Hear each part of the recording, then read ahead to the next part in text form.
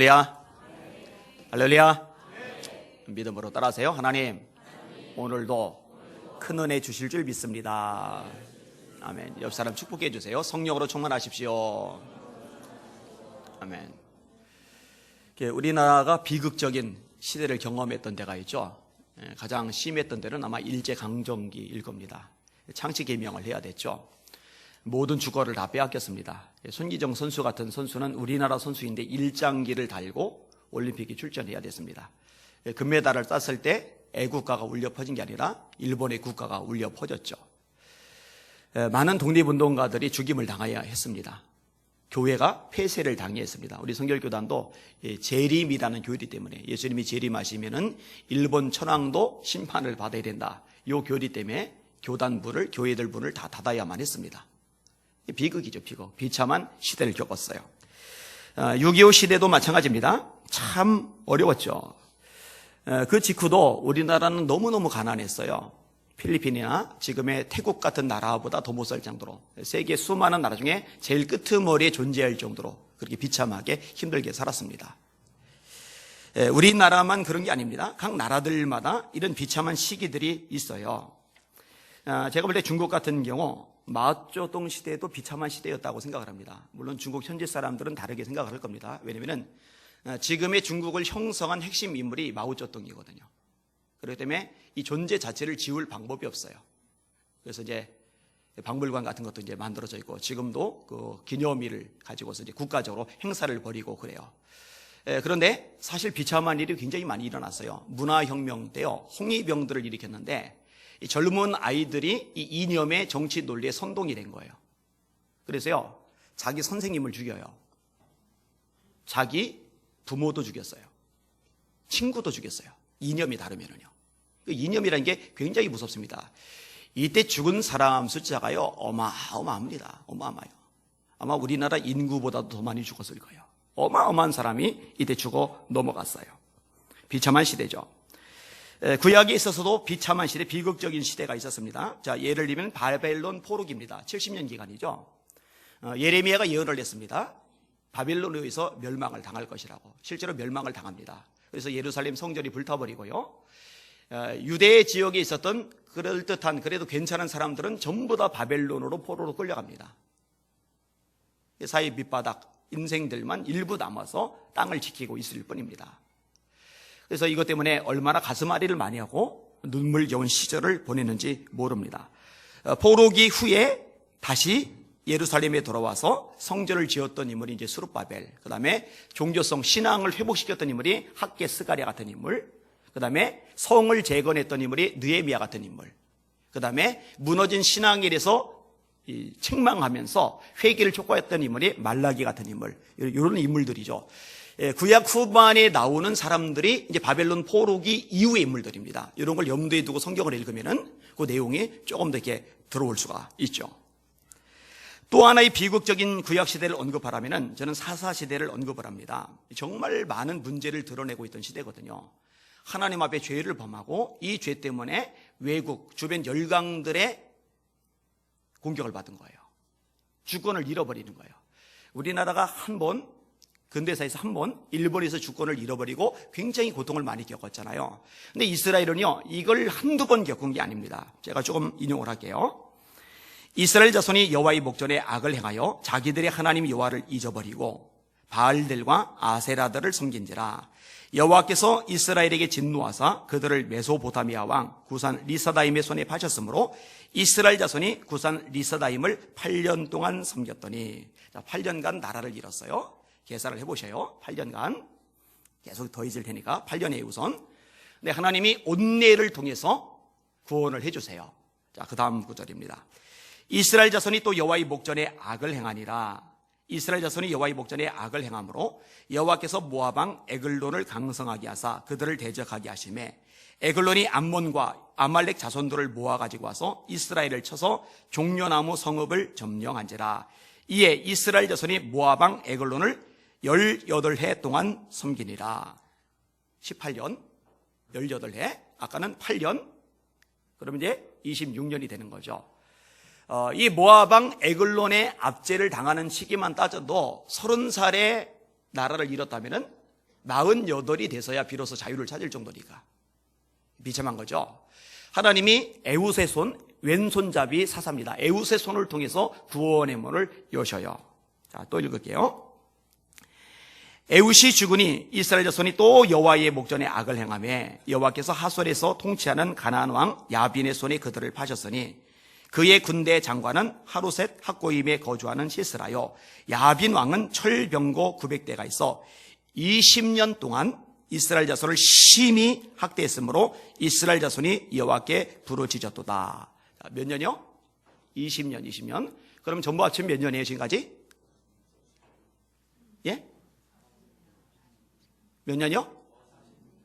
46년. 좋아요. 46년이에요. 자, 원리 조금을 설명하고 말씀드릴게요. 하나님의 백성들이 이 세상에서 그 강대국들 틈바구니 속에서 강할 수 있는 근거는 딱 하나입니다. 하나님의 보호의 손. 할렐루야. 하나님이 보호해 주시면 절대로 못 이깁니다.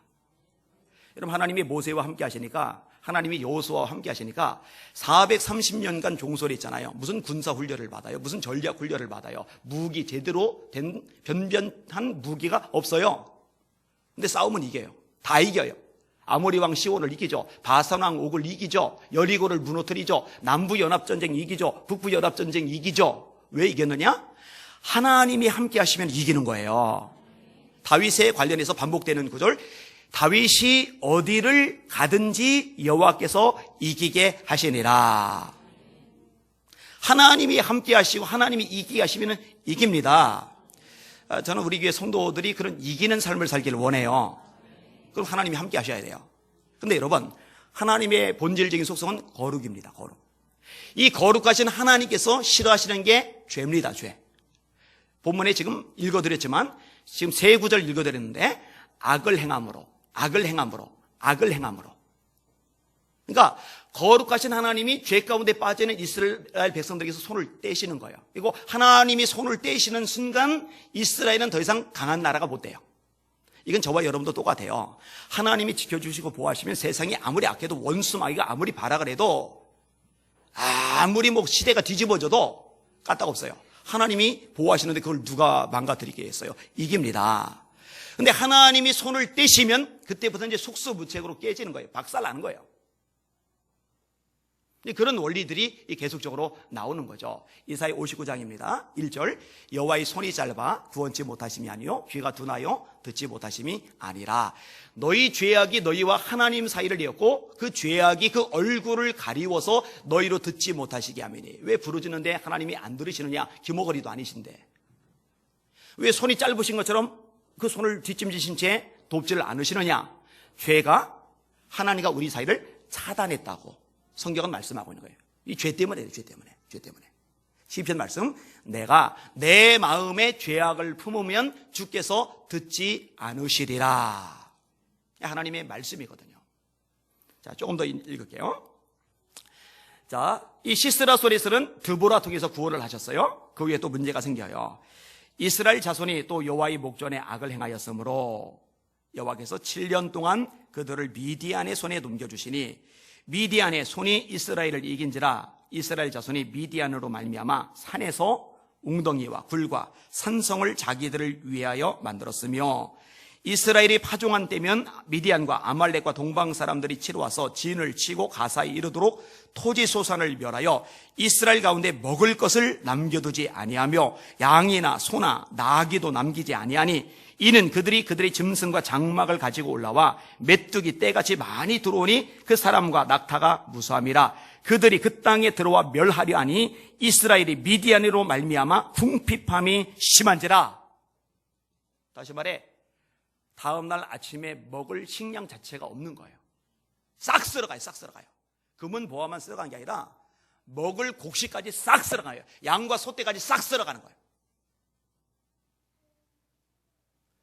그러니까요, 하나님이 복을 주셔야 뭔가 남지, 하나님이 도와주지 않으면요 다 사라져요. 이거 놓치면 안 돼요. 절대로 이거 놓치면 안 돼요. 하나님이 함께 하셔야 합니다. 하나님이 기도원을 통해서 구원해 내시죠. 근데 여러분, 이렇게 다른 나라들 때문에 고통을 겪는 것, 이 비참한 삶이 이어지는 것 이상으로 비참한 상황이 이 사사기 시대에 계속 등장을 합니다. 자, 기드온에 의해서 구원을 받았잖아요. 근데 기드온이 자식이 많아요. 근데 그 많은 자식들 중에 야심을 가진 자식이 있는데 아비멜렉입니다. 이 아비멜렉이요, 자기하고 친분이는, 자기 어머니하고 친분이는 이 세겜 사람들을 부추겨요. 너희들 기드온의 자식들 모두가 너희를 다스리는 게 낫냐, 아니면은 나 혼자 너희를 다스리는 게 낫냐. 근데 이 아비멜렉의 어머니가 세겜족 사람이거든요. 그러니까 세겜 사람들이 지방색이 여기도 있는 거예요. 지역색이. 그렇지, 우리 지역 출신 사람인 네가 다스리는 게 낫지. 그래서 정치 자금을 모아줘요, 돈을. 이 돈을 가지고 아비멜렉이 불량배들을 고용을 합니다. 그리고 그 불량배들을 거느리고 첫 번째로 한 짓이 뭐냐, 자기처럼 이 백성들에게 인기와 영향력을 가지고 있는 기드온의 아들들, 자기 형제들 70명을 쳐 죽이는 거였어요. 다 죽였어요, 다. 그리고 왕이 되었어요. 여러분, 얼마나 비참한 일입니까? 도덕성이고 윤리고 싹 무너져 버린 거예요.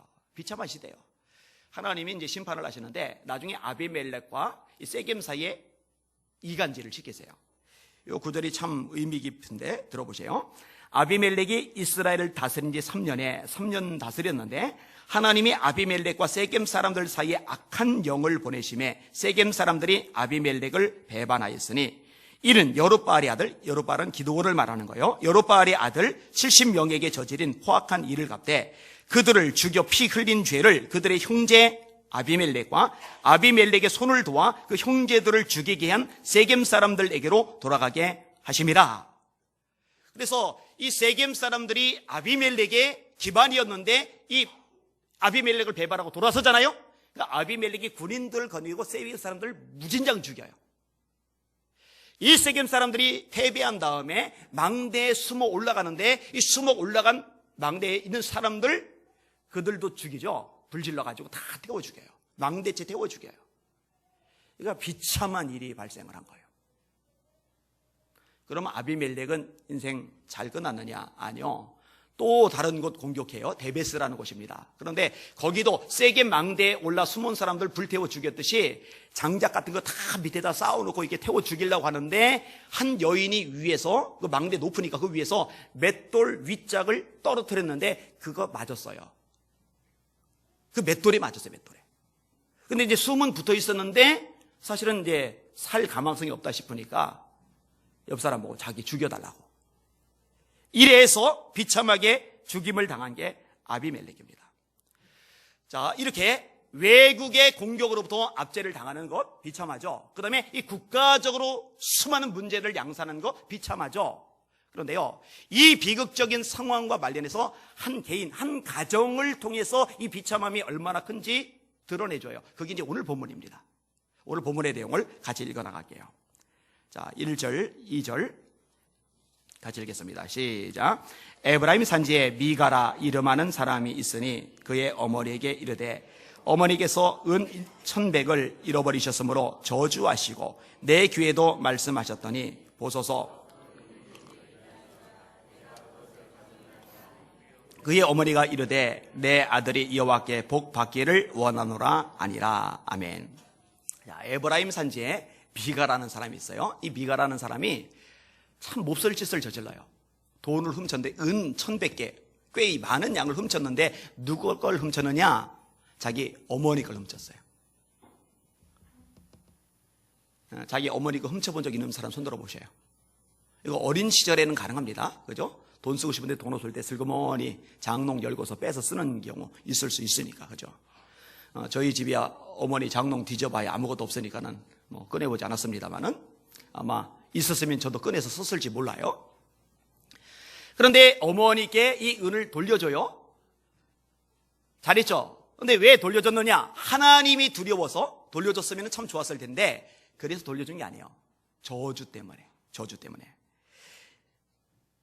그의 어머니에게 이르되 어머니께서 은 1,100을 잃어버리셨으므로 저주하시고 내 귀에도 말씀하셨더니 그러니까 이 돈 훔쳐간 놈 저주받아라, 저주받아라, 저주받아라. 이 어머니가 그러는데 아들 보고, 아들이 훔쳐간 줄 모르는 거예요.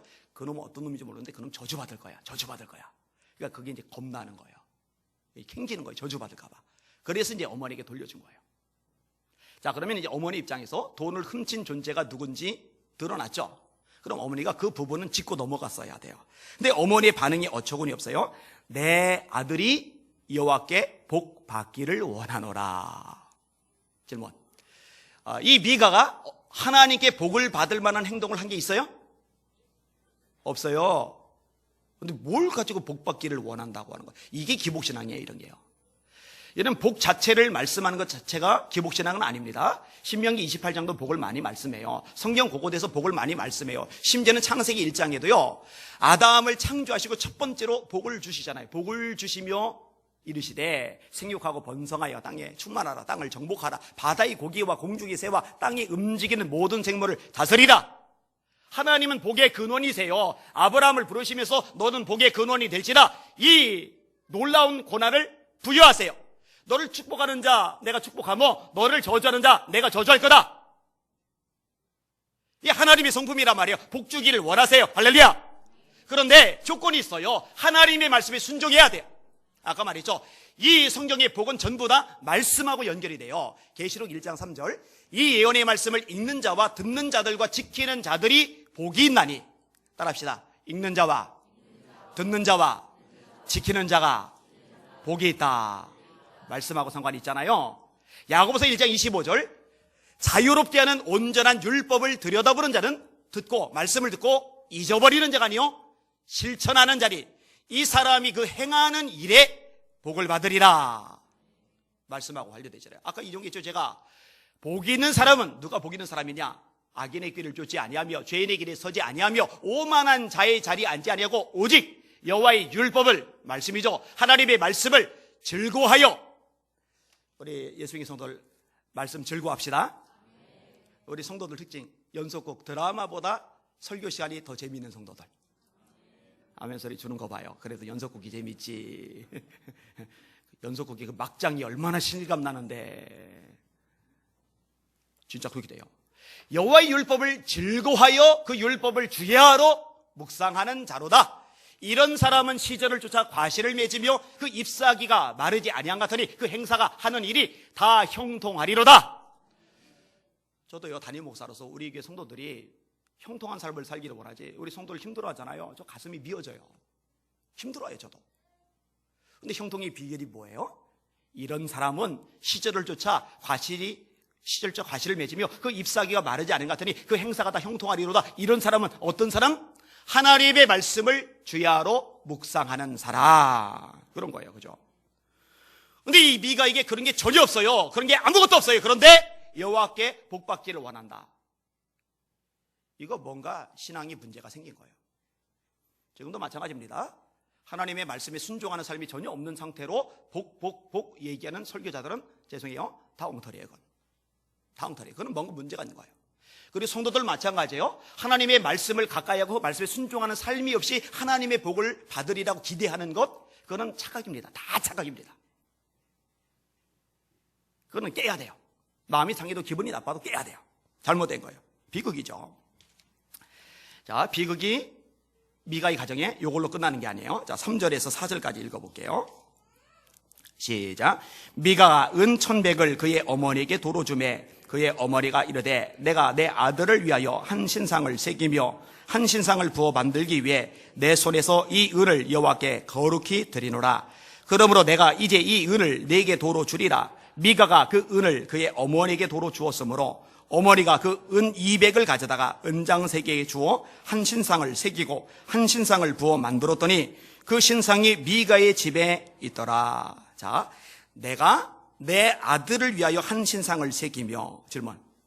지금 미가의 어머니가 자기 아들 여호와께 복 받기를 원한다 이렇게 해놓고는 아들을 위해서 신상 우상단지를 만들었어요. 자, 그게 아들을 위하는 거예요? 아들을 망하게 하는 거예요? 그죠? 근데 아들을 지금 위한다고 하는 짓거리가 지금 아들을 망하게 하는 짓거리를 하고 있어요. 이게 얼마나 무지한지 알죠? 이게 하나님의 말씀에 대해서 완전히 무지한 시대. 이게 비극이에요. 이게 비극이에요. 충격이에요. 충격. 출애굽기 20장 말씀입니다. 이렇게 말씀합니다. 너는 너를 위하여 우상을 만들지 말며 그것들에게 절하지 말며 그것들을 섬기지 말라. 나 네 하나님 여호와는 질투하는 하나님인즉 나를 미워하는 자의 죄를 갚되 아버지로부터 아들에게로 3, 4대까지 이르게 하거니와 나를 사랑하고 내 계명을 지키는 자에게는 천대까지 은혜를 베푸느니라. 지금 미가의 어머니는요 지금 무서운 죄를 짓는 거예요. 형상을 만들었어요. 형상을, 신상을 만들었어요. 아들을 위해서. 문제예요, 문제. 여러분, 지금 미가 어머니의 마음은요 하나님을 위한다는 마음이 없는 게 아니에요. 열심이 없는 게 아니에요. 어떤 개념이냐 보세요. 한 신상을 부어 만들기 위해 내 손에서 이 은을 여호와께 거룩히 드리노라. 여호와께 거룩히 드리노라. 자기는 생각하는 거야. 이건 하나님께 드리는 거야. 하나님을 위해서야. 하나님께 거룩히 드리노라. 근데 하나님께 거룩히 드린다는데 거룩이 아니에요. 죄예요. 더러움이에요. 흉악함이에요. 그러니까 여러분, 열심히 본질이 아니에요. 차가 속력을 내고 달리는데 빨리 달리는 게 문제가 아닙니다. 방향이 틀리면 빠를수록 어긋난 길로 더 멀리 가요. 속도보다 중요한 건 방향이죠. 열심보다 중요한 건 말씀입니다. 따라합시다. 열심보다 말씀이 중요하다. 이 말씀에 서 있지 않고 행동하는 사람들은요 차라리 열심이 없는 게 나아요. 열심이 없는 게 나아요. 열심을 내면 낼수록 죄져요. 열심을 내면 낼수록 문제를 일으켜요. 그래서 말씀을 배워야 돼요. 말씀을. 깝깝하죠. 지난번에 한번 얘기했어요. 윤홀로 선교사님 얘기 제가 전달해 드렸잖아요. 카메룬에서 사역을 하시는데 예수 안 믿는 사람들 전도하는 것보다 더 중요한 게 있다고. 그래서 그 말이 되나? 선교사님들이 안 믿는 사람들에게 전도하는 게 더 중요하지 그보다 더 중요한 게 뭐가 있나? 근데 그게 뭐냐면은 현지 목회자들을 제대로 가르치는 게 그게 더 중요하다는 거예요. 왜 그러나 했더니 목사님들이 많은데 문제가 많아요. 아내를 4씩 건너린 목사님들이 한둘이 아니래요. 질문, 그건 목사님이 아니에요. 문제가 심각하죠. 그 근거가 뭐냐? 다윗도 아내가 여럿이었다. 자, 그 다음에 이슬람 신자에게 자기 딸을 시집 보내요. 왜냐하면 그 지역에서 이슬람 신자들이 경제력이 있거든요. 목회자들은 가난해요. 밑바닥이에요. 그러니까 이슬람 신자 돈 좀 있는 사람에게 이게 딸을 시집 보내고 경제적인 혜택을 받는 거예요. 주일에 비가 내려요. 그럼 성도들 어떻게 가르쳤느냐? 비 맞지 말고 그날은 집에 있어라. 예배드리러 오지 말아라. 논리가 뭐냐? 비 맞고 말라리아에 걸리면은 하나님이 마음 아프실 거 아니냐. 그러니 차라리 비 안 맞고 예배 안 드리는 게 낫다. 이렇게 가르쳐요. 뭐 이런 식의 논리. 헌금은 다 목회자이건 이런 거. 여러분, 이런 짓거리들을 벌이면서 자기들은 하나님의 일을 한다고 생각해요. 자기들은 하나님의 종이라고 생각해요. 사사기 시대하고 똑같아요. 여러분, 이건 얼마든지 가능합니다. 제가 내년도 설날 무렵에 쿠바를 갈 겁니다. 쿠바. 이 쿠바가 경제 봉쇄를 당했었죠. 그동안에 물이 꼭꼭 걸어 잠겨지던 나라입니다. 그런데 이제 미국이 그 경제 봉쇄 조치를 풀었어요. 그래서 이제 드디어 쿠바에 들어갈 수 있어요. 근데 그동안에 교회들이 있더라고요. 자만 교회들, 그리고 목회자들이 어려워요. 근데 문제가 뭐냐? 이 봉쇄되어 있는 동안에 목회자들이 막 일어났는데 카메론이나 이런 데랑 상황이 이제 비슷한 거죠. 말씀을 몰라요, 말씀을. 훈련이 필요해요. 말씀을. 왜냐면 생각을 해봐요. 목회자가 열심히 막 하나님 복을 막 선포해요. 여러분, 그럼 모여요. 미국의 베닌 같은 사람 주변에 얼마나 사람들이 많이 모입니까? 떼거지로 모여요. 떼거지로. 그거 중요한 거 아니에요. 얼마나 사이즈 크냐. 하나님 그거 안 보세요. 내 천국께서 심으시지 않은 것마다 뽑힐 것이라고 예수님 명확하게 말씀하셨어요. 지난번에 레이크 우드 교회도 얘기했잖아요. 그거는 본질이 아니에요. 말씀의 뿌리를 내렸느냐 그렇지 않느냐, 이게 본질인 거죠. 이렇게 무슨 샤머니즘처럼 복만 얘기하면서 사람들 모여들게 하는 거, 그건 의미가 없어요. 말씀대로 목회자가 서고 말씀대로 성도를 세워야 그게 이제 제대로 된 교회죠. 그렇게 돼야 돼요. 근데 문제는 이제 너무 가난한 분들이라서 한 250명 정도 모아놓고 세미나를 하는데 그분들이 와 있는 그 기간 동안 저랑 같이 가는 목사님들이 밥을 다 제공을 해야 돼요. 밥을. 안 그러면 굶고서 세미나 참석해야 되니까. 여러분들 기도해 주시고 후원도 좀 해 주시기를 바랍니다. 자, 오늘 본문 좀 더 볼게요. 미가가 어머니가 저지른 미련한 짓에 한술 더 떠요. 5절 보세요. 5절. 정말 끔찍한 짓을 저질러요. 5절. 시작. 그 사람 미가에게 신당이 있으므로 그가 에봇과 드라빔을 만들고 한 아들을 세워 그의 제사장으로 삼았더라. 아멘. 자, 질문. 제사장 세울 때 아무나 세울 수 있어요? 제사장은 조건이 있어요. 반드시 충족되어야 되는 조건이 있어요. 그 조건이 뭐죠? 레위 지파여야 돼요. 또 하나, 레위 지파 중에서 아론의 후손이어야 돼요. 그래서 모세 같은 거물 지도자 자손도 제사장은 못 돼요. 반드시 아론의 후손이어야 돼요. 제가 읽어드릴게요. 출애굽기 28장 1절인데 너는 이스라엘 자손 중 네 형 아론과 그의 아들들 곧 아론과 아론의 아들들 나답과 아비우와 엘라살과 이다마를 그와 함께 네게로 나오게 하여 나를 섬기는 제사장 직분을 행하게 하되. 그 다음에 출애굽기 29장입니다. 너는 아론과 그의 아들들을 회막문으로 데려다가 물로 씻기고 의복을 가져다가 아론에게 속옷과 에봇 받침 겉옷과 에봇을 입히고 흉패를 달고 에봇에 정교하게 짠 띠를 띠게 하고 그의 머리에 관을 씌우고 그 위에 거룩한 패를 더하고 관유를 가져다가 그의 머리에 부어 바르고 그 아들들을 데려다가 그들에게 속옷을 입히고 아론과 그의 아들들에게 띠를 띄우며 관을 씌워 그들에게 제사장의 직분을 맡겨 영원한 규례가 되게 하라. 따라합시다. 영원한 규례가 되게 하라. 영원한 규례가 되게 하라. 다시 말해 이 규례는 변개될 수 없어요. 바뀌어질 수 없어요. 사람의 손에 편의에 따라서 바꾸면 큰일 나요. 절대로 안 돼요. 그런데 이 비가 봐요. 간이 배 밖에 나왔어요. 자기 아들들 중에 3명을 떨렁 세워서 너 제사장해.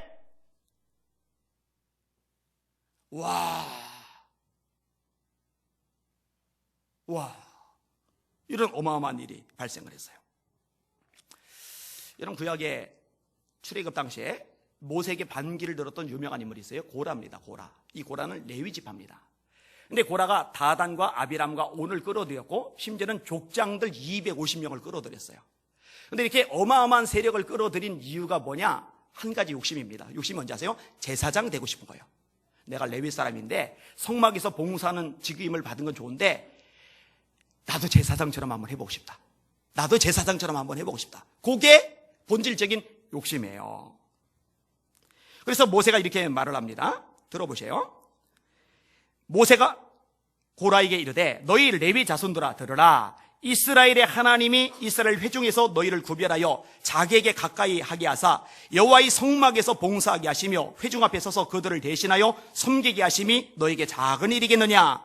하나님이 너와 네 모든 형제 레위 자손으로 너와 함께 가까이 오게 하셨거늘 너희가 오히려 제사장의 직분을 구하느냐.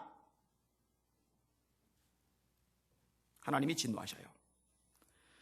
고라가 온 회중을 회막문에 모아놓고 그 두 사람을 대적하려 하며 여호와의 영광이 온 회중에게 나타나니라. 이 깝깝한 일이 발생을 했는데요. 다단, 아비람, 온, 족장 250명 주도급 인사들이 다 고라에게 넘어갔어요. 그러니까 백성들도 같이 넘어갔어요. 뭐라고 돼 있어요? 온 회중을 회막문에 모아놓고 두 사람을 대적하려 하여 하나님이 나타나세요. 여호와께서 모세와 아론에게 말씀하여 이르시되 너희는 이 회중에게서 떠나라. 내가 순식간에 그들을 멸하리 하노라. 싹 진멸하시겠다는 거예요. 이 모세 아론 입장에서 이들 좀 전까지 자기 죽이려고 하던 사람들 있잖아요. 그러면 예 하고 싹 피겨나면 싹 심판받을 텐데 안 그러죠? 그들에서 또 기도를 해요. 참 속도 없어요. 진짜 지도자는 속이 없어야 돼. 사실은요. 끝까지 품어야 되니까, 끝까지 사랑해야 되니까, 끝까지 기다리고 용납해야 되니까. 근데 하나님이요 전체 멸하는 거는 봐주시는데요, 고라 심판하셔요. 땅이 갈라져서 고라를 삼켜버려요. 250명의 족장들은요 향을 하나씩 가지고 있는, 향로를 하나씩 가지고 향을 가지고 나왔는데 성막에서 불이 나와서 그 250명을 불살라요. 제가 그 구절만 좀 읽어드릴게요. 여호와께로부터 불이 나와서 분향하는 250명을 불살랐더라. 민수기 16장 35절입니다. 자, 그럼 다시 원점으로 돌아서 지금 미가가 얼마나 끔찍한 짓을 저질렀는지 감이 오시죠? 휘다궈 주세요. 자기 멋대로 제사장 세우면 안 돼요. 이건 절대로 하면 안 돼요. 그러니까요, 이 사사기 시대가 얼마나 암흑 시대인지 우리가 밝히 알 수 있어요. 그럼 왜 이런 일이 발생하느냐? 그게 이제 6절이에요. 이 6절이 사사기 핵심 키워드입니다. 이 구절이 사사기 가장 마지막 장 21장 끝절에도 똑같이 나와요. 6절 같이 읽겠습니다. 시작. 그때에는 이스라엘에 왕이 없었으므로 사람마다 자기 소견에 옳은 대로 행하였더라. 자, 따라합시다. 자기 소견에 옳은 대로. 제가 굉장히 많이 강조하는 부분입니다. 여러분 잘 들으세요. 정말 잘 들으세요. 신앙생활 할 때 여러분 생각대로 신앙생활 하지 마세요. 여러분의 경험대로 신앙생활 하지 마세요. 이걸 깨는 게 제대로 된 신앙을 갖는 첫 단추입니다. 죄다 자기 생각대로, 자기 멋대로, 자기 경험대로, 자기 주장대로 사람마다 자기 소견에 옳은 대로 행하였더라. 여러분요, 잘 보세요. 정말 잘 보세요. 지금 한국교회 전체적으로 잘 보세요. 말씀이 절대적인 기준이 아니에요. 말씀도 가려들어요. 골라 먹어요. 골라 먹는 재미는 음식이나 누리시고, 말씀은 골라 먹으면 안 돼요. 말씀은 100% 다 받아들이셔야 돼요. 내 생각, 내 경험, 내 주장, 내 완고함대로 하면 안 돼요. 그게 사사기 시대란 말이에요. 여러분, 아론의 두 아들 나답과 아비후가요, 하나님 앞에 제사를 드리는데요, 다른 불을 드려요. 다른 불. 자기 생각에는 뭐 다른 거 다 절차 완벽한데 불만 좀 다른 불 드렸다고 뭔 일이 있겠어? 자기 생각이죠. 그 심판받아 죽었어요. 그러면 안 돼요. 그러면 안 돼요. 그러면 안 돼요. 사울이 버림받아요. 왜 버림받았어요? 하나님이 아말렉을 진멸을 하셨는데 다 진멸했거든요. 좋은 소, 좋은 양만 좀 일부 가져왔어요. 다 순종했는데 뭐 일부 이거 백성들이 정 원하니까 해준 건데 그건 자기 생각이죠. 하나님이 뭐라고 하세요? 사무엘 통해서 왕이 여호와의 말씀을 버렸기 때문에 하나님도 왕을 버리셨습니다. 따라합시다. 하나님의 말씀을 버리면 하나님께 버림받는다. 여러분, 한국교회가 살 길이 하나예요. 사실은요, 다시 말씀으로 돌아와야 돼요. 여러분, 가톨릭이 부패했잖아요. 타락했었잖아요. 그때 마틴 루터가 종교개혁을 일으켰잖아요. 그 종교개혁의 3대 모토 중에 하나가 뭐냐면 솔라 스크립투라예요. 따라합시다. 오직 말씀으로. 오직 말씀으로 해요. 레오 10세가 헌금해라, 연복에 돈 집어넣으면 이 돈이 떨어지는 순간에 네 가족 연옥에서 불구덩이 있어서 고생하다 말고 천국에 쏙 올라갈 거다. 테칠이라는 설교자가 그런 설교했거든요. 이건 미친 소리예요. 말씀과 상관없죠. 자기 생각대로 거죠. 성 베드로 성당 짓는데 돈 딸리니까 그 짓 버린 거거든요. 이것 때문에 마틴 루터가 비텐베르크 성문의 벽에다 95개 종 걸은 거잖아요. 아니다. 구원은 믿음으로 받는 거다. 하나님의 말씀을 밝혔잖아요. 오직 믿음으로. 솔라 피데, 솔라 그라티아, 오직 은혜로, 솔라 스크립트라, 오직 말씀으로. 그런데 지금 종교개혁 이후에 지금 와서 오직 말씀이 아니고 오직 말씀, 온갖 잡동사니들이 다 들어왔어요. 설교에도 성도들 머릿속에도. 자기 생각대로 신앙생활하는 거예요. 자기 생각대로.